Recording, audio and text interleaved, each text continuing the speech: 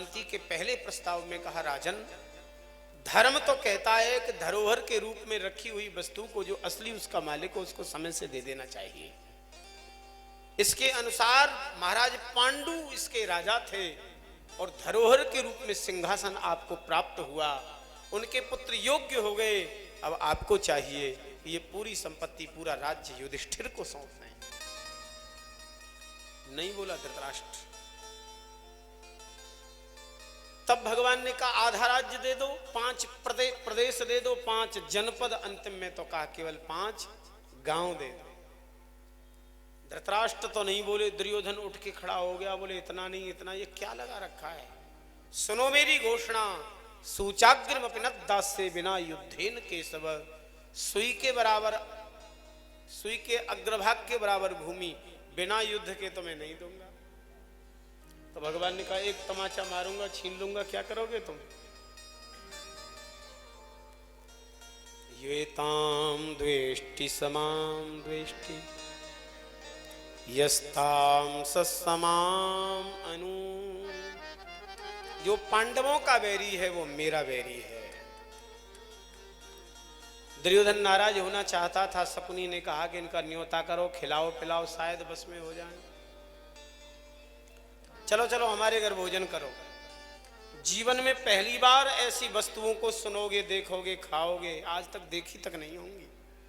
क्योंकि श्री कृष्ण आपने तो माखन लूट लूट के, चुरा चुरा के खाया, हमने तो सुना है आप एक चुल्लू छाछ के लिए नाचे, ताहे अहीर की छोहरियां छछियावर छाछ पे नाच नचा में। भगवान ने कहा ठीक कहते हो तुम, इन्हीं बातों को मेरे प्रेमी संतजन कहते हैं और इन्हीं बातों को तुम भी कह रहे हो, लेकिन भाव का दोनों में बड़ा अंतर है। तेरे अंदर प्रेम नहीं, मेरे अंदर भूख नहीं, ठुकराता हूं मैं तुम्हारे इस आमंत्रण को। नाराज हो गया, बंदी बनाने की आज्ञा दी। जैसे वायु को कोई मुट्ठी में बंद करे तो कैसे संभव होए। भगवान ने विराट रूप दिखाया, थर थर पृथ्वी कांपी, सिंहासनों के नीचे दबे। भगवान वहां से सीधे विदुर जी की कुटिया पर पहुंचे हैं। विदुरानी जी स्नान कर रही थी। भगवान ने दरवाजा खटखटाया। वो दरवाजा क्या, खिरका था, झोंपड़ी का खिरका जैसे होता है। खोलो खोलो विदुर जी, श्री कृष्ण यो कहने लगे। अरे विदुर जी जल्दी से खोल दो ना। व्याकुल हो गई विदुरानी सुनते ही, दौड़ती हुई आई, खिरका खोला, त्रिभुवन सुंदर को निहारा, देखती रह गई, पलक गिरे ही नहीं रहे थे। श्री कृष्ण ने विदुरानी को पकड़ के थोड़ा हिलाया और कहा कि काकी देखती रहोगी कि अंदर भी आने की कहोगी? अच्छा दरवाजे पे कोई आवे, आप दरवाजे पे उसे देखते ही रहो, तो ये कोई स्वागत है क्या?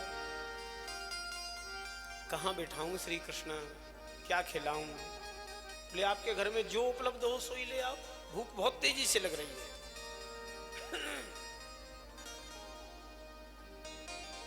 केला रखे थे, केला छीलने लगी, देख रही थी श्री कृष्ण के मुख को।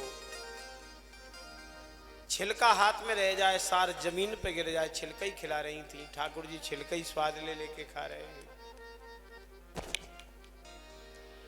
भगवान ने कहा कि पत्रम पुष्पम फलम तो यम यो में भक्त्या प्रयच्छति। पत्ता दे दे, फूल दे दे, जल दे दे, कोई प्रेम से देता है तो मैं खा लेता हूं। आज तो ठाकुर जी छिलका खाने में जुट गए। तब तक विदुर जी आए और विदुर जी ने कहा बाबरी, इतने दिन के बाद में इसे हमारे प्राण धन पधारे और तू छिलका खिला रही है। तब आई सुधि अरबर आई, व्याकुल हो गई। हाय हाय, जिन हाथों ने छिलके खिलाए वो हाथ टूट ही क्यों न गए। विदुर जी ने उठा करके झटपट श्री कृष्ण को अपनी गोद में बिठाया, केला खिलाना चालू किया। ठाकुर जी खाते जाएं, नाक मुंह मिचकाते जाएं जैसे कोई करेला कड़वी चीज खा रहे हो। जय जय। केला में मिठास नहीं कि मेरे अंदर प्रेम नहीं, बोले बहुत मीठे केला हैं, आपके भीतर भी बहुत प्रेम है, लेकिन, बोले लेकिन क्यों? बोले जितनी मिठास विदुरानी की काकी के छिलकों में थी ना, उतनी आपके केलाओं में नहीं है। इतना सुनते ही तो विदुर जी महाराज भावुक हो गए हैं। तृप्त होके भगवान ने केला पाए, विश्राम किया। भगवान ने कहा कि युद्ध होगा, तुम नजदीक रहोगे तो स्वार्थी दुर्योधन तुम्हारे भी चरण पकड़ करके गिड़गिड़ाएगा, प्रार्थना करेगा। कहीं आपने स्वीकार कर लिया तो धर्म अधर्म के युद्ध में अधर्म के पक्ष से आपको खड़ा होना पड़ेगा। इसलिए उचित यही होगा कि तीर्थ यात्रा के बहाने निकल जाओ यहां से। ऐसा कह के भगवान चले गए। अच्छा, भगवान के जाने के बाद तो विदुर जी की बहुत बुरा हाल हुआ। नेत्र खोलते न तो श्री कृष्ण दिखाई पड़ते, क्योंकि उनकी गोद में सोए थे ठाकुर जी। उनके काले काले घुंघराले केस और उनके बड़े बड़े कर्णांत दीर्घ नयन उनकी नजर में भरे भरे भरे थे। अब तो बार बार व्याकुल होते और बार बार उनको पुकारते हैं। तेरे बगैर संवरिया जिया नहीं जाए, तुम आके बाह पकड़ लो तो कोई बात बने।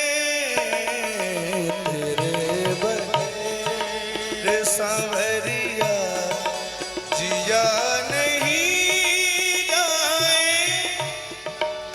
प्रियतम के चरणों में प्रगाढ़ प्रीति जब होती है तो उनकी याद व्याकुल करती है। विदुर जी याद करते हुए संपूर्ण तीर्थों की यात्रा की।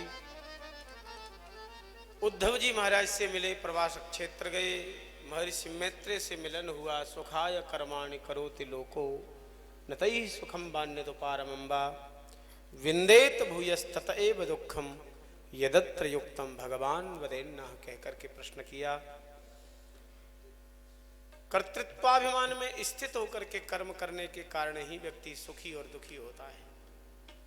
सृष्टि के विषय में विदुर जी ने पूछा, महर्षि मैत्रेय ने बताया।